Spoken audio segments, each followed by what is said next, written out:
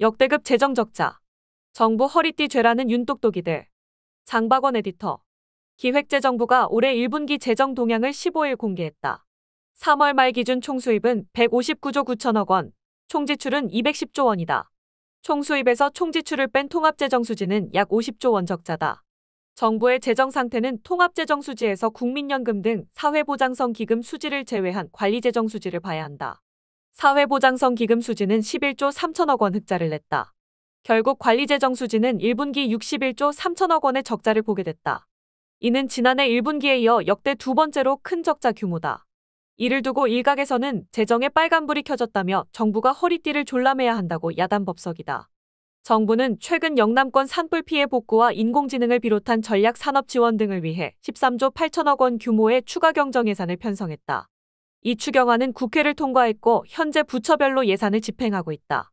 하지만 재정 건전성 측면에서 여전히 추경에 부정적인 시각이 있다. 윤석열 정부가 금과 옥조로 여긴 건전재정 논리를 반복하며 퍼주기 추경 남발은 안 된다는 것이다. 그러나 전반적인 경제 상황을 고려하지 않고 재정 건전성만 고집하다가는 더 큰 실책을 범할 수 있다. 경제 성장이 멈춰 재정이 더 망가지는 최악의 상황이 벌어질 수 있다는 이야기다. 윤석열 정부는 고물가, 고금리의 내수 경기가 깊은 수렁에 빠졌는데도 소비 진작에는 사실상 손을 놓았다. 법인세와 부동산 관련 세금 감면 등 부자 감세로 세수 펑크가 발생하자 재정의 건전성을 유지해야 한다며 정부 지출을 줄였다. 그 결과 한국 경제는 성장률이 0%대로 추락하는 등 벼랑 끝에 몰렸다. 재정 적자 규모가 역대 두 번째로 크다지만 내용을 보면 작년보다는 개선되고 있다는 사실을 확인할 수 있다. 기재부의 월간 재정 동향 5월호에 따르면 3월 말 기준 총수입은 1년 전보다 12조 5천억 원 증가했다. 국세 수입이 93조 3천억 원으로 8조 4천억 원 늘었다. 근로자 수 증가와 성과급 지급 확대 등에 힘입어 소득세가 2조 8천억 원 늘었고 법인세도 12월 결산법인의 실적 개선과 이자 배당 소득 증가 덕에 6조 5천억 원 증가했다. 반면 부가가치세는 소비 침체 영향으로 1조 5천억 원 감소했다. 세외 수입은 11조 3천억 원으로 3조 9천억 원, 기금 수입은 55조 3천억 원으로 2천억 원 각각 늘었다.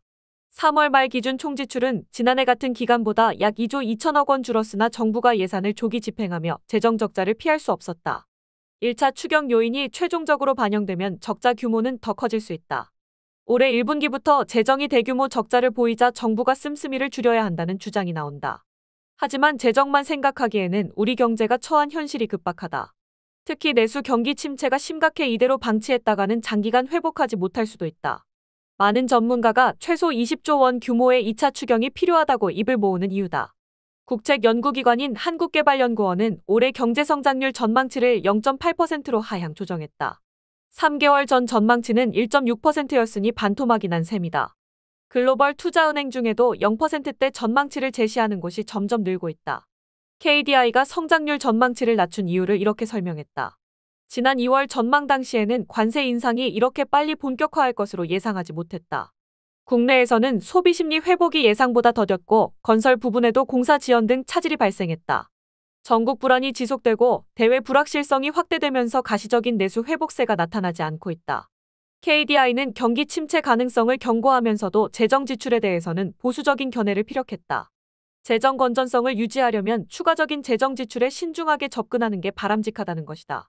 그러면서 잠재 성장률 하락과 세입 여건 악화, 국민연금 지급보장 법제화 등 건전재정을 지켜야 할 여러 이유를 들었다. 그러나 2차 추경을 절대 안 된다고는 하지 않았다. 지금은 상당히 경기 불확실성이 높아 더 안 좋은 방향으로 나가면 추경이 필요할 수도 있다는 뜻이다. KDI는 부연 설명으로 2차 추경 가능성을 언급했으나 우리 경제는 이미 안 좋은 방향으로 가고 있다. 트럼프발 관세 폭탄 여파가 본격적으로 반영되지 않았는데도 수출 실적이 악화하고 있다. 특히 대미 수출은 벌써 눈에 띄게 줄었다. 상장을 견인하는 대기업과 중견기업 수출 감소 추세가 뚜렷하다는 점도 주목해야 할 대목이다. 내수 경기가 바닥인 상황에서 수출마저 줄면 경제 활력은 더 떨어지고 성장률 하락 추세도 더 빨라질 게 분명하다. 가계는 빚더미에 올라 소비 여력이 없고 기업은 실적 악화로 투자할 형편이 안 된다. 이럴 때 정부마저 재정 건전성을 이유로 허리띠를 졸라맨다면 성장은 멈추게 된다. 그렇게 되지 않으려면 적기에 재정을 풀어야 한다. 새 정부가 출범하자마자 2차 추경 편성 논의를 바로 시작해야 하는 이유다. 글로벌 투자은행인 모건 스탠리는 한국 정부가 올해 3분기에 최대 35조 원 규모의 2차 추경안을 마련할 것으로 전망했다. 1차 추경만으로는 올해 성장률을 0.01%포인트 올리는데 불과하니 더 큰 규모의 추경이 필요하다고 본 것이다. 모건 스탠리는 그 규모가 20조 원에서 35조 원 될 것이고 그렇게 되면 성장률을 0.22%포인트에서 0.31%포인트 정도 끌어올릴 수 있을 것으로 예측했다. 더불어민주당 중앙선거대책위원회 진성준 정책본부장도 지난 12일 올해 하반기 추경 편성과 관련해 20조 원은 더 필요하다는 견해를 밝혔다.